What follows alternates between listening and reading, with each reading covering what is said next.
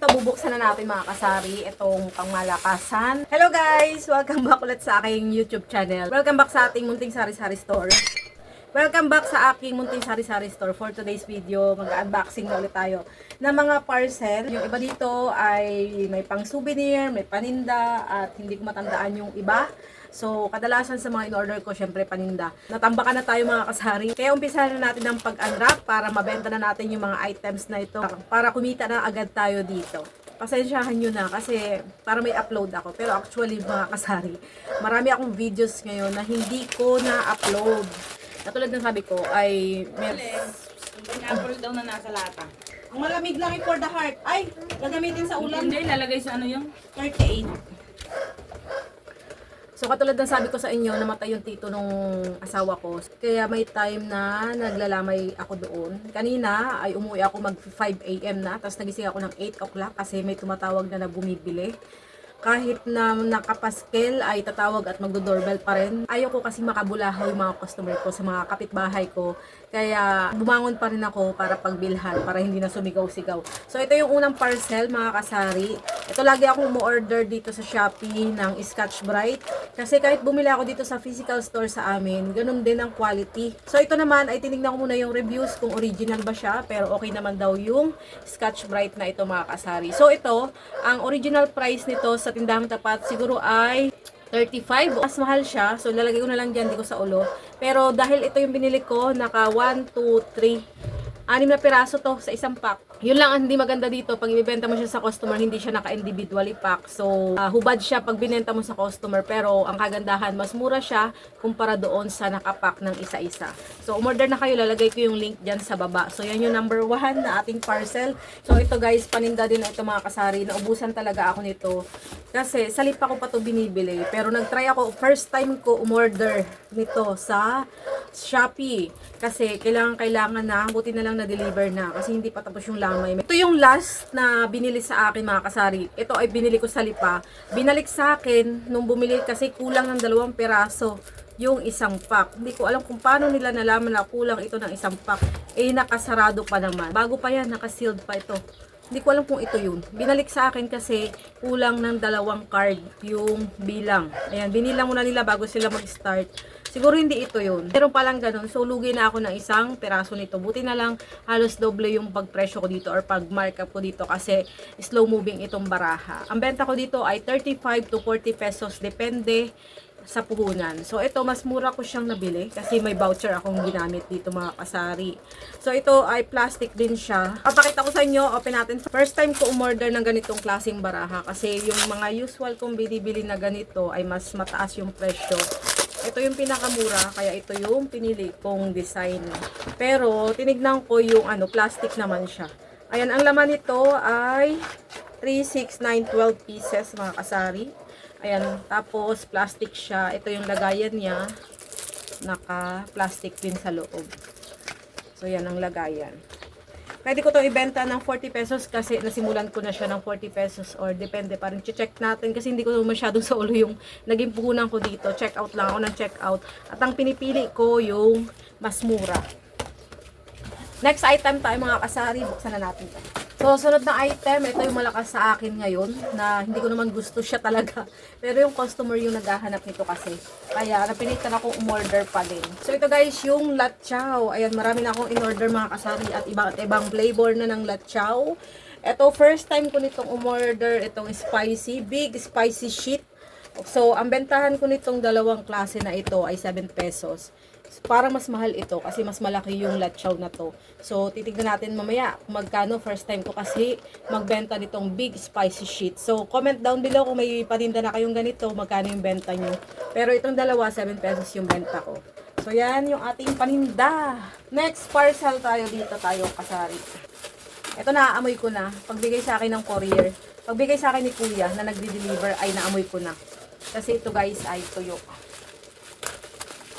Pati tuyo, nagmahal na rin ngayon mga kasari. Umorder ako ng 2 tuyo. I-check natin yung quality ng tuyo na to. Kasi nga, nagtaas na siya. So, dinamihan ko na habang mura pa. Kasi ang alam ko talaga, pribasa advance ako mag-isip, tataas pa ulit talaga yan. Kasi apektado talaga lahat mga kasari. So, habang mura pa, nag-stock na ako. Maganda naman yung quality. Ito ay Salinas guys. Medyo mabigat nga lang yung pagkatuyo niya. Ibig sabihin hindi pa siya totally tuyong-tuyo. So yan. Dadagdagan ko na yung markup ko dito kasi mahal na yung punan ko dito. Kung dati nabibili ko siya ng 224, ngayon yata ay lampas-lampas na sa 250. Parang 270 na yung bili ko dito. So may freebies siya. Nakalimutan ko lang, pag isang pack ang binili mo, may isa kang freebies na ganito. So pag dalawa ang binili mo, isa lang yung freebies mo. Kaya mas maganda, dalawang checkout ang gagawin mo dito kasari para dalawa yung freebies mo. So matagal na akong order dito, lahat ng tuyo na binibenta ko, dito ko lagi binibili. Hindi na ako bumibili sa bayan. Kasi mas maganda yung quality dito. Kaso nga lang makakatapat ka talaga ng mga ganitong putol. Pero yan, kasi nagtitimbang kasi ako, kaya yan, depende sa timbang. Ayan, meron naman silang pa-freebies. So, ito, ilalagay ko muna sa rep para hindi siya amagin. So, yun mga kasari, ilagay ko na dito sa plastic para hindi makalalin ng baho or lansa dun sa mga soft drinks natin. Hindi ko pa kasi siya i-repack. Ayan, nagbablog pa ako pero mamaya i-repack na natin to para hindi naman siya amagin or dapuan ng langaw. Next parcel tayo mga kasari. So, ito yung ating paninda mga kasari. So, ngayon talaga, ine-effort ko talaga na magtinda ng iba't iba na hindi na ako tatamarin kasi may panibago na naman tayong competitor. So, yung advice ko sa inyo, kung may competitor kayo, mas galingan nyo. Yan yung nakakapagpagaling sa atin sa diskarte pag may bagong competitor. Para mas madagdagan pa yung kita natin kung may mawala mang benta sa atin dahil may paninda na siya na binibili rin ng mga dati nating customer, pero dahil mas malapit yung iba kong customer doon sa pwesto niya, syempre doon ka na sa isang hakbang lang bibili, di ba? So ang gagawin mo, hanap ka ng ibang paninda na wala sa kanya para no choice yung mga mamimili na sa'yo bumili kasi ikaw lang yung meron. So, ito mga kasari, ang advantage ko lang naman, magaling ako mag-explore or maghanap ng mga paninda na pwedeng ilagay dito sa sari-sari store. Kaya ito, papakita ko sa inyo. Lagi ko na itong in-order mga kasari. May crimson po eh.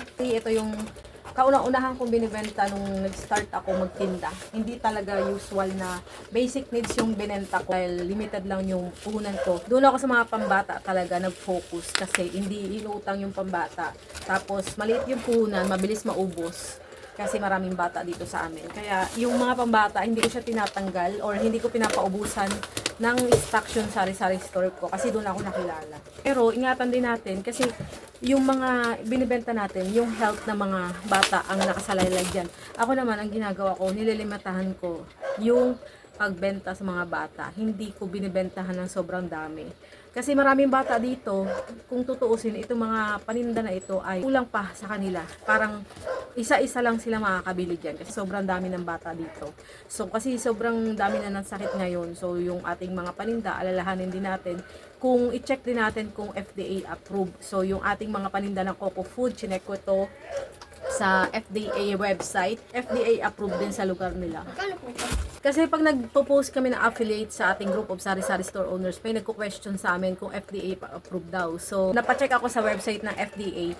So, karamihan mga candies ng Coco Food ay nakaregister sa FDA pero hindi totally lahat mga kasari. Pero sila ay may permit na mag-distribute ng mga products dito sa Pilipinas. So ito yung pinaka fast moving. First time ko umorder nito nung nakaraang buwan. Isa lang box yung binili ko pero sobrang benta niya. Mas mabenta siya kumpara doon sa Sour Head at Sour Tang. Dalawa ng box yung binili ko nito. 6 pesos yung benta ko. Tapos bumili ako na smoke popping candy. 2 box din ng grapes. Kasi yung strawberry ay wala nang available stock sa Coco Food Shop ng Shopee. Ito, bumili din ako ng sunflower seeds. Ayan, first time kong bumili ngayon, taon. Last year bumili ako nito pero medyo natagalan ako sa pagbenta nito. Kaya ngayon itatry ulit natin, baka magustuhan na ng mga suki natin. So 6 pesos siguro ang bentahan nito or 5. Ayan mga kasari, magkano yung benta nyo dyan sa sunflower seeds. Ito, nakita ko to sa website ng FDA. Talaga nakaregister to, itong konjac jelly. Maraming products doon si Coco Food na nakaregister sa FDA website nila. Ito, bubuksan na natin mga kasari, itong pangmalakasan. 2 order na ako nito mga kasari. Na-unbox ko na yung nakaraan, pero nakulahan kasi kami, kaya dinagdagan ulit namin. Ano kaya itong dinagdag namin na ito? So, ito guys ay fragile, kaya doble-doble yung bubble wrap. Grabe ang mamimili. Nahuhulaan nila na nagpa-vlog ako. Kasi kanina pa ako nakatambay dito. Walang bumibili. So, ito na siya mga kasari. Merong box. Ito ay parang window na box mga kasari. At ang ilalagay dyan ay ito. Giveaway sa birthday nung hipag ko. Ako ang nag-order, sa account ko in-order. Ako nag-layout nung, hindi pala ni-layout, pina-generate ko sa Gemini AI mga kasari. So ito pangalawang design na. So yung isa in-unbox na namin nung nakaraan, 30 pieces yon. Nagpa-additional kami ng 20 pieces. 53 pesos lang yung puhunan ng isa nito mga kasari. Sobrang mura lang. May print na siya. Pwedeng libreng layout sa kanila. Pero dahil may team kaming sinusunod at madali lang namang magpa-generate kay Gemini AI. Ako na yung nag-send ng ipiprint dito. So ito, kulay green yung kanyang team. Tapos adventure ang kanyang team. Kaya may mga mapa-mapa dyan mga kasari. Maganda yung kanyang pagkaka-print. Tapos may date yan. Customized talaga siya mga kasari, rosemary at 50.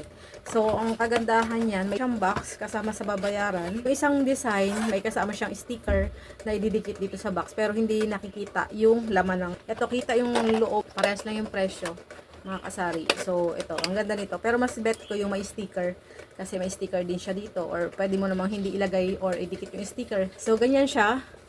50 pieces na yung na-order namin lahat. So, ang ganda nito, kung may event sa inyo, mag-ano kayo, magre-reunion kayo, kailangan nyo ng mga giveaways, pwede itong maganda sa birthday na pang-giveaways mga kasari.